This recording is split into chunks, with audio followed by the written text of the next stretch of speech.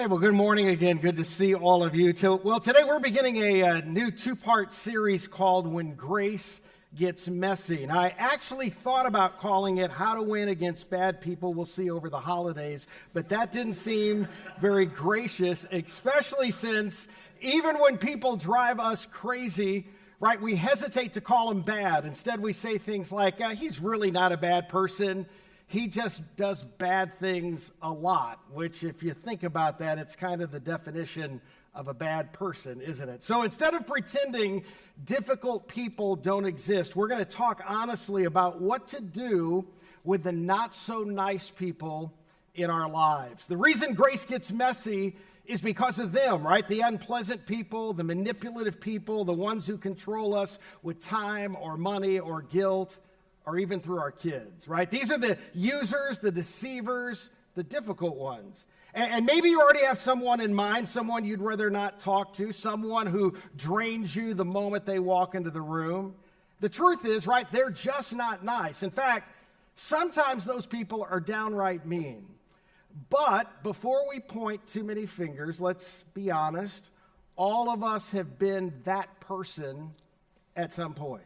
And for someone listening to this message, we might be the one who comes to their mind. So we're not pretending we're innocent here, but for this week and next, we're going to focus on how to respond and how to react when grace meets the difficult people in our lives, because that's when grace really gets messy. Now, the reason this is so important isn't just because we're heading into the holiday season when difficult people tend to show up and stay a while. Because if we're not prepared, if we don't have a plan, something happens that all of us have experienced. The difficult people in our lives end up gaining a kind of control over our lives. Before we even realize it, we start acting like them. In the moment, it feels like we have no choice, and if someone were to hear your story, if they knew what you had to put up with, they'd probably say, well, come on, who could blame you? Because from the outside looking in, it really does seem like there's no other way to respond. But here's what's really going on. Difficult people, without us realizing it, keep us off balance. You never quite know what version of them you're going to get, right? You walk into the room unsure of what you're stepping into. They lean left, so you lean right. They push, you react. And before you know it, you're compensating for their behavior instead of living from your own values. That's why in those relationships, we sometimes feel like we're not even ourselves, right? Maybe someone said that to you before, like, you know, when you're around him or when you're around her, you're just not the same person. And deep down, you know they're right. See, that's what happens when grace gets messy. It pulls us off balance unless we learn how to stand firm. And why is that? Is because when we're around these kinds of people, we're constantly forced to compensate. Right? If someone walks up and gives you a shove, your immediate instinct is to catch yourself, right? To shift your weight and regain your balance. It's natural. But here's the problem with difficult people. It's almost impossible to keep your balance around them. You're always reacting, always adjusting, always trying not to fall. And just when you think you found your footing, they push again. So let me share with you a quick story this morning. And to do that, I want to invite my wife, Rachel, to join me up here on the platform. Would you welcome Rachel up here? You have no idea how nervous I am in this moment with her, with a microphone, and what it's going to cost me later. Let me tell you the story here. In 1989, so back up quite a few years, Rachel and I have been married a couple of years at this point. We built our first home in St. Louis overlooking a river from our back deck. Now, in the winter of 1989, ironically, we received a call from Hillcrest Baptist Church in Country Club Hills, Illinois, the south suburbs, to come as the associate pastor of education and youth. So you know what we did? Even only living in the house a short time, we believed that we were to follow God's call, so we put the house on the market. And in no time, we had a signed contract from buyers in early spring of 1990. And so we prepared to move to Chicago. So just like every woman does, they drag their husband from house to house to house to house to find a place to live. And we found a beautiful townhouse that would be ready for us when we were ready to move in May. We put in a contract, but in the late spring of 1990, just a couple of months after we put a contract on our townhouse, we were trying to sell our house. We had a contract on it in St. Louis, but a major thunderstorm came to St. Louis. It was a torrential rains. And unfortunately, because of it being a new subdivision, all of the landscaping, the straw that was on the yards, washed into the sewer drains and clogged them. So all the storm sewers were clogged on our street from the street above us. And the water got so high that in the dip in the street, it was high enough to cover the top of the cars that were parked in the street. Fortunately, ours was not parked in the street and didn't flood. Our house did not have any flood damage at the time. But as the storm waters began to recede and the sewers drains were clogged, that water had to go somewhere. And it went into the soil and washed away the improperly compacted soil from under our home. As a result of that, our house began to sway and move, not that we could feel it, but it was very unlevel. The backyard completely dropped about 30 feet below us. Our back door swung open, our front door wouldn't open. The concrete in the lower level buckled and came up over top of each other. Well, as you can imagine, the couple buying our home canceled the contract. We continued to look for ways to sell the house. And so we contracted Home Buyers Warranty. They were a part of our contract when we bought the house through the builder. So we contacted them and asked for help. And then we also contacted the finance company that we had the loan through. It's now the end of May, and we're moving to Chicago. So that I mentioned that you cannot have two FHA loans at the same time during that era. We were at risk of going to Chicago with no place to live. But fortunately, before we left for Chicago, the finance company in Chicago approved us for a loan on the townhouse. They told us that it was the first time in history that had happened, but FHA was so impressed with our diligence and the fact that the St. Louis Post-Dispatch had run an article, right? We were not the only ones in this mess. Some of our other neighbors were affected as well. Well, back in St. Louis, ComEd, or whoever the electric company was there, pulled the electric box from our home.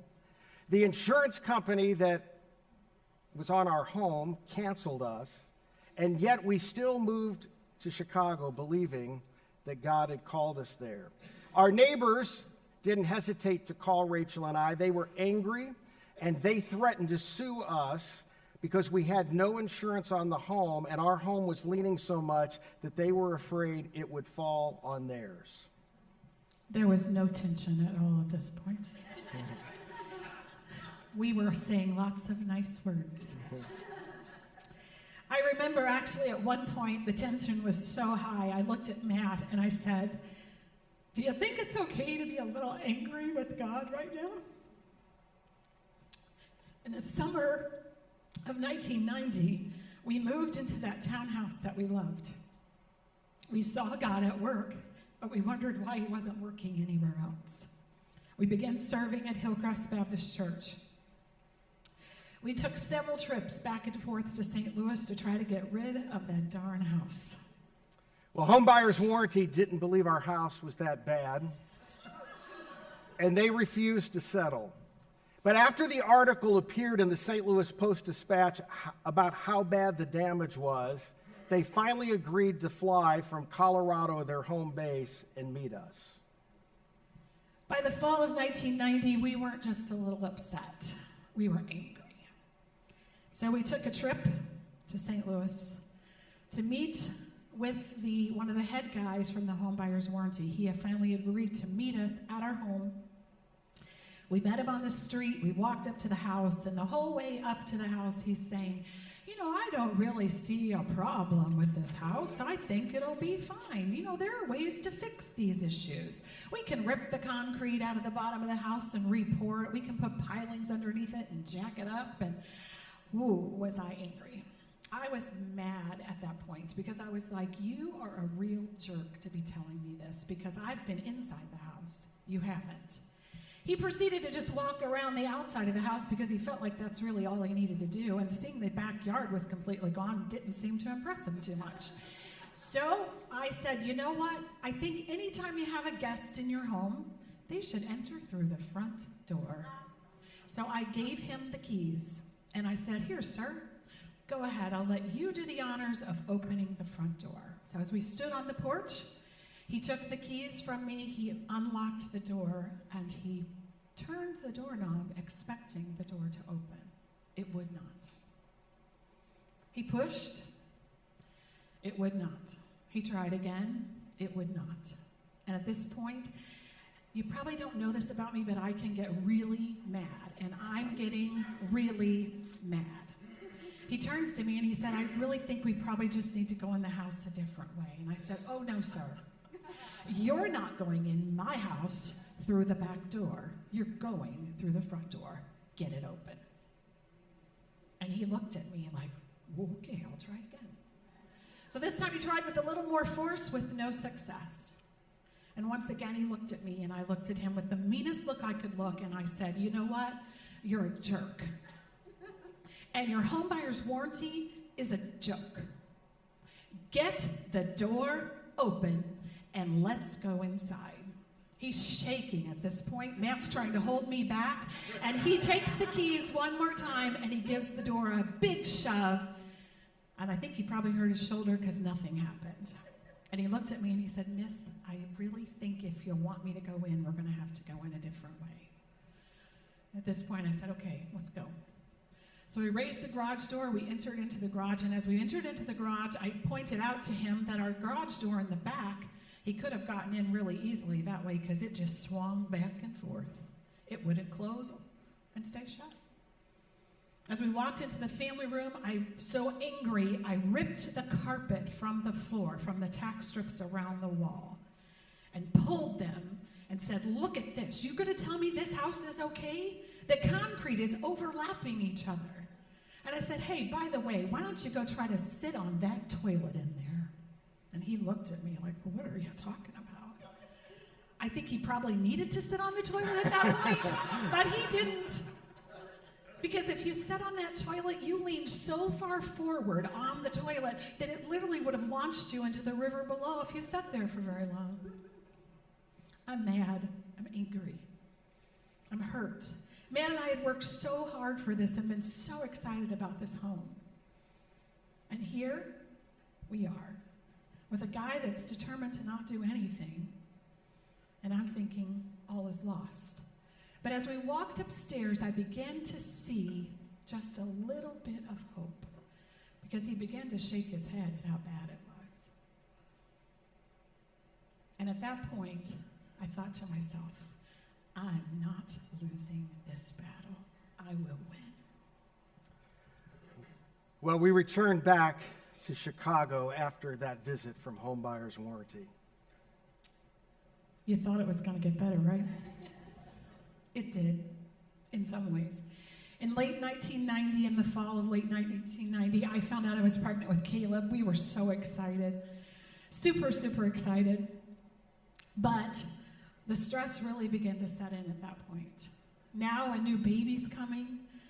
We have this house we can't get rid of. We have 2 house payments. People threatening to sue us. What were we going to do? In December of 1990, still no word except that the warranty company is still investigating. Remember I said you thought it was going to get better? Well, it didn't. Not for me. At this point, I'm pregnant. The school I'm working at has found out that I'm pregnant. And they had told me when I signed my contract with them that if you decide to have a baby during the school year, you need to make sure you have that baby in June or July. Well, Caleb just happened to be due in April. And that did not sit well with the boss. At a Christian school, needless to say. The day before Christmas, he called me into his office and he said, I'm going to need you to resign from your position because it would be easier for us to fulfill a half-year term than just 6 weeks. I was livid. I went home. We have 2 houses, a baby on the way. We live 5 hours from our family. We were just new here. We didn't really know anyone. And now I'm being told I need to resign from my job. I looked at Matt and I said, do you think God's big enough to handle my anger? And he responded, yes, he can handle your anger. And I stand here today because of that response. Because at that point in my life, I had said, God, where are you? Do you even care? Do you love me? See, I had believed in him all my life. And this was a moment in a crisis of belief. But because Matt continued to encourage me and to say, Rachel, God has broad shoulders and he can handle your anger. I stand here today knowing that he can. Thank you. Well, this is embarrassing to tell you, but throughout this ordeal, we sat around day after day, night after night, coming up with the most devious, manipulative ways you can imagine to get back at the builder, the insurance company, and the attorneys. And I'm telling you, there were times we just listened to each other talk and thought, who are we? Who have we become? But what we realized, something was happening. We were starting to become like the people we were up against. And honestly, we didn't even like them. But it was all we talked about, and I'm going to come back and I'm going to tell you how that story ended. Sorry to make you wait. But the point is simply this, and you know this, it is so difficult to be good to people who just aren't good. Right? No matter how strong your faith is in the moment, it is so difficult to be kind to people who seem to have no kindness in them, to be sensitive to people who are completely insensitive. The golden rule suddenly feels impossible. You know the golden rule, right? Do unto others as you would have them do unto you. That's wonderful until someone mistreats you. Right? It's great until someone hurts somebody you love. And in that moment, the golden rule flies out the window. That's when we switch to what I would call the iron rule. You know what that is. Do unto others as they have done unto you. And let's be honest, it doesn't just feel natural to live by that rule. It actually feels right. It feels fair. If I told you some of the crazy ideas we came up with to get these people to make this house thing right, after just hearing part of that story, you'd probably nod along and say, yeah, I get it. That makes sense. That's fair. Because in the moment, payback always feels justified. But here's where it gets tricky. When we're mistreated in a relationship and we feel powerless to do anything about it, see, we lose our balance. We start to compensate, but not always with the person who hurt us. Sometimes we compensate somewhere else. Maybe it's at home, maybe it's at work, maybe it's in another relationship altogether. And before we know it, the damage spreads because hurt people don't just hurt people. They react to people. We compensate, but often not to the relationship with the person that threw us off balance. I mean, you've seen this happen. We compensate in another relationship somewhere or with somebody else. And when that happens, come on, we end up taking it out on somebody else. I'll take it out on you because I can't take it out on him. Right? I'll take it out on her.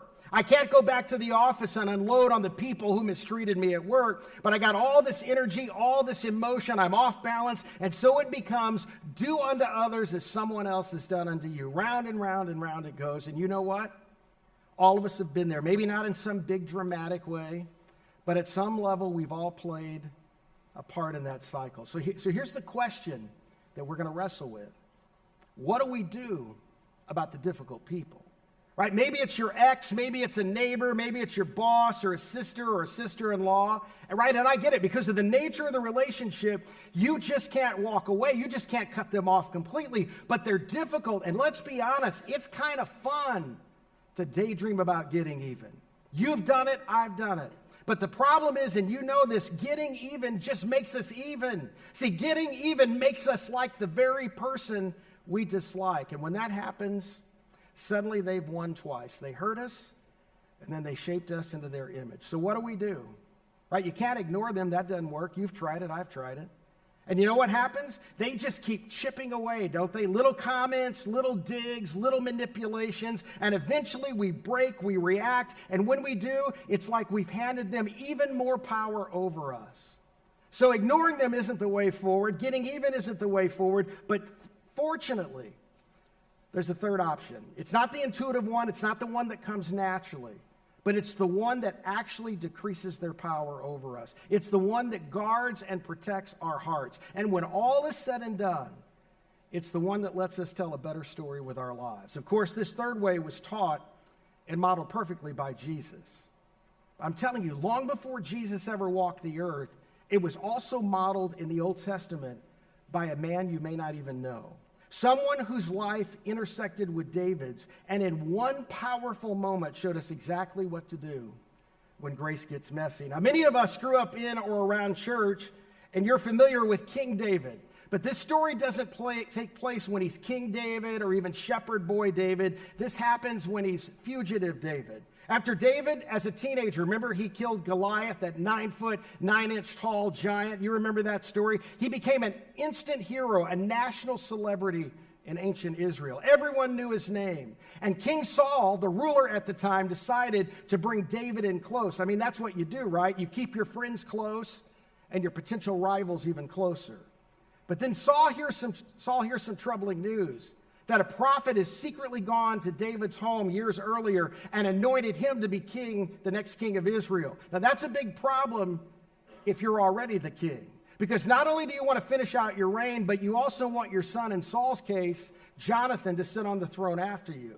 So now Saul's not just jealous, he's paranoid. David isn't just a hero anymore, he's a threat. And that's where the story takes a dark turn. So King Saul tries to kill David. David escapes and becomes a fugitive. He's hiding out in the wilderness, cut off from his home, his family, everything familiar. But because David's this natural leader, over time, other men begin to gather around him, men just like him, angry men, wounded men, right? Men who've been mistreated and wronged by King Saul's system. And before long, David has this small army of about 600 men, plus their families and their tents and their livestock, the whole camp. I mean, they're outcasts from society with nowhere to call home. And every one of them, right, has a story of their own pain, injustice, and resentment. So David's carrying around not only his frustration, but the weight of theirs too. He's angry, he's tired, and like any of us, he's looking for somewhere to direct all that anger because Saul, the one who deserves it, he's out of reach. And that's when the opportunity presents itself. And that's where our story picks up, when David finally finds a target for all that bottled up rage. I'm going to read you part of the story, and then we're going to stop in the middle and pick it up next time. So here's what happens. This is from 1 Samuel 25, and by the way, Samuel is essentially David's biographer. 1 Samuel 25:2, look up here at the screen. A certain man in Maon who had property there at Carmel was very wealthy. He had 1,000 goats. Now, when you read that, you might think, big deal, what do you even do with 1,000 goats? Think of it this way. It's like having a garage full of cars. And then there were 3,000 sheep which he was shearing in Carmel, and his name was Nabal.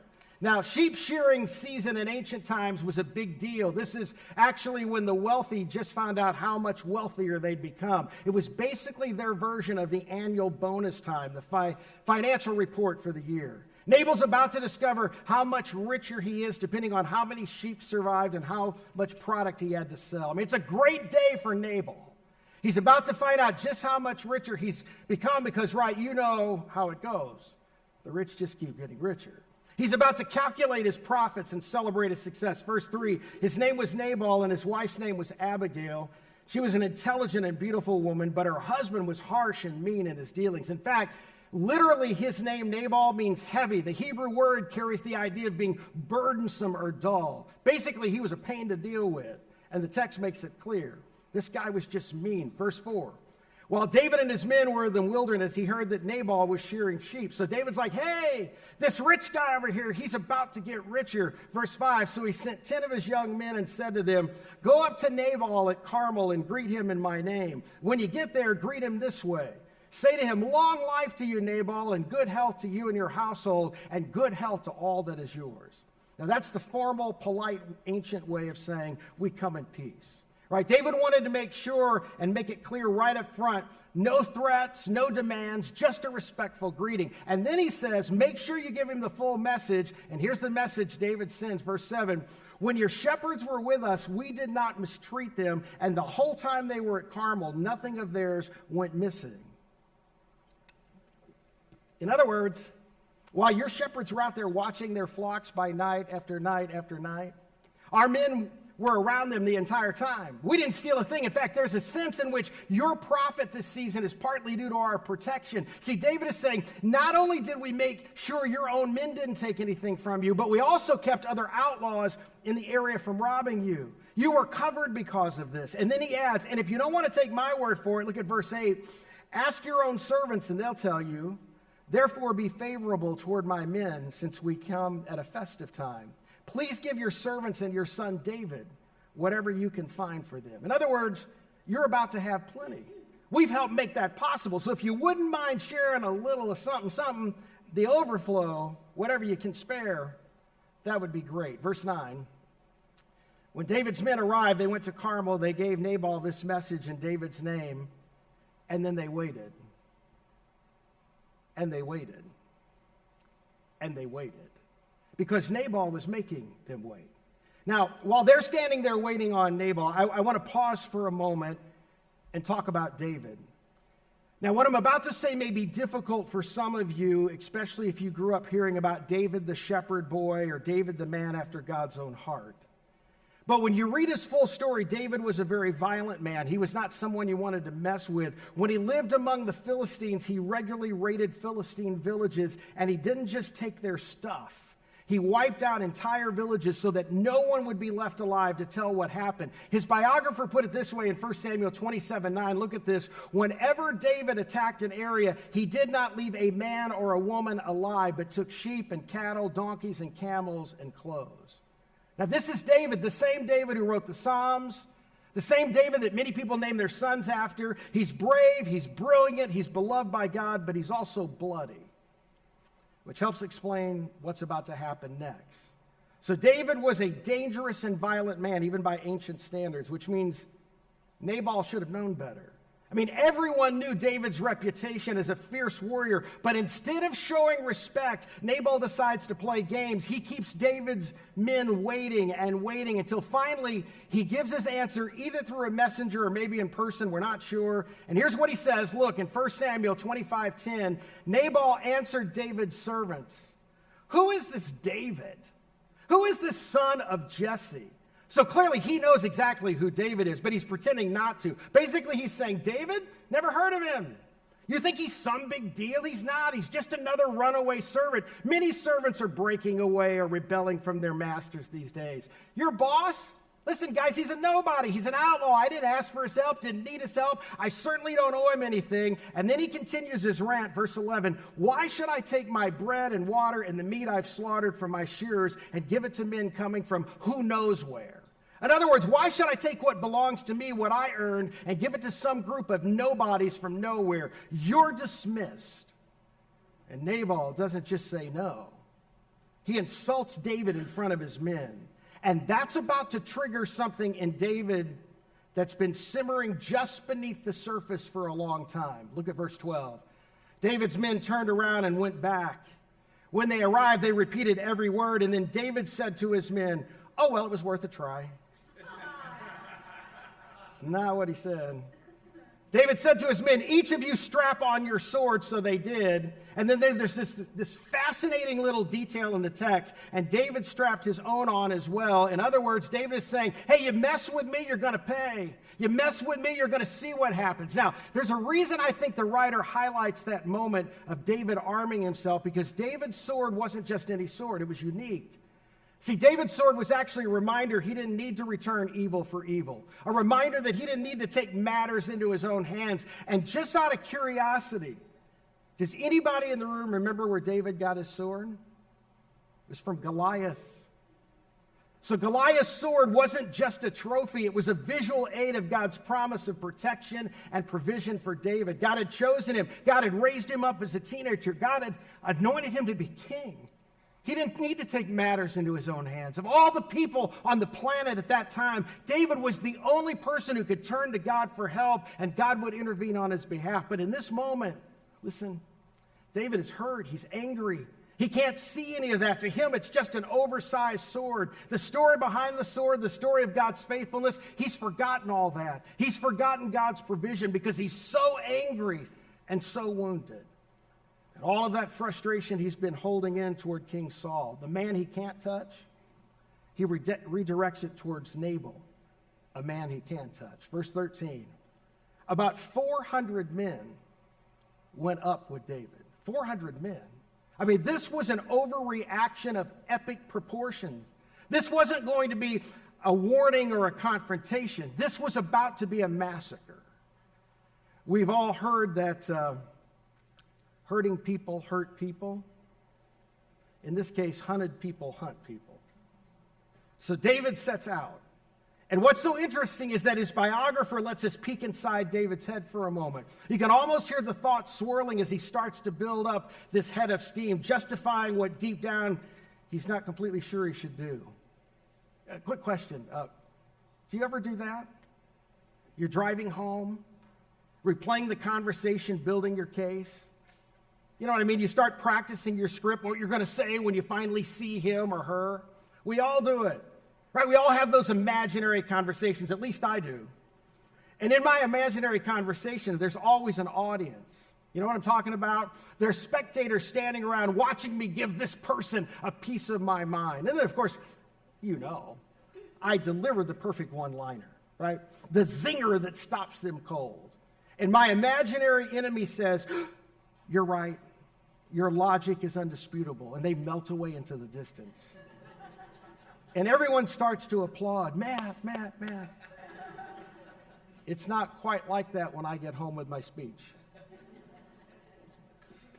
But you know those conversations in your head where you're going to say just the right thing and then you're going to win? You just visualize it. What can we do to get back at that person who's done so much to us? In fact, here's what his biographer records in 1 Samuel 25:21. Look at this. David had just said to his guys, it's been useless. All my watching over this fellow's property in the wilderness so that nothing of his was missing. In other words, think of all the things I've done for him. Think of all the nights we stayed out there. Think of all the things we could have stolen. Think how wealthy we could already be. But what has he done? He's paid me back evil for good. And then just like a good Christ follower in the where we live now, 21st century, he puts a little chuckle in his verse. Next verse, 22. May God deal with me, David, be it ever so severely if by morning I leave alive one male of all who belong to him. In other words, I'm going to kill him. And I'm going to wipe out his male servants and his sons, and that'll teach him not to treat me this way. All right, we're going to pause the story right there. You got to come back next week. So here's what we have so far. 2 main characters, 2 responses, and no hero. We got Nabal and we got David. Evil for good. David did good, and Nabal responded with evil. And now David, God's chosen king, is about to respond with evil for evil. Nabal is maniacal. David is predictable, and honestly, who could blame him? From where we sit, it almost seems justified because sometimes evil for evil just feels like the only option. But as we said from the beginning, it's not. Right? There's a third option, and we're going to talk about that next week. But between now and then, here's what I want you to do. Get your cameras ready. I want to give you 4 questions to think about. And I would prefer that you not filter these through someone else's behavior, right? Don't think about their story. Think about what's happening right now in your life with the people who are hardest to deal with. They may not be what you would call difficult people, or maybe they are. Maybe it's extreme, maybe it's subtle. But I want you to process these questions through that lens, your life and your relationships. And parents, I want to say something. I can't overstate this. You need to teach these 4 questions to your kids because your children, just like you, are going to face difficult people. And their natural response, like ours, will be to return evil for evil or to let that person control them. And as a parent, there's almost nothing harder than watching that happen. And sometimes as a parent, listen, it's tempting to coach our kids to power up, to return evil for evil, because honestly, it makes us feel better.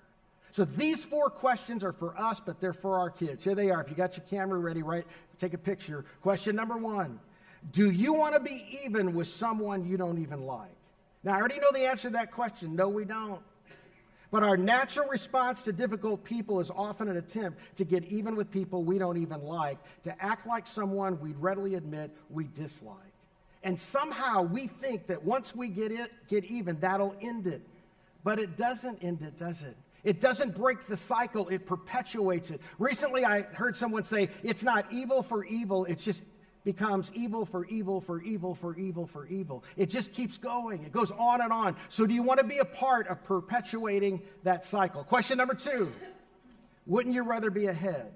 Right? Do you want to get even with someone you don't even like, or wouldn't you rather be ahead? Wouldn't you rather be unlike the person or the people you dislike? And I know this is so not intuitive, but here's the thing, and you already know it's true.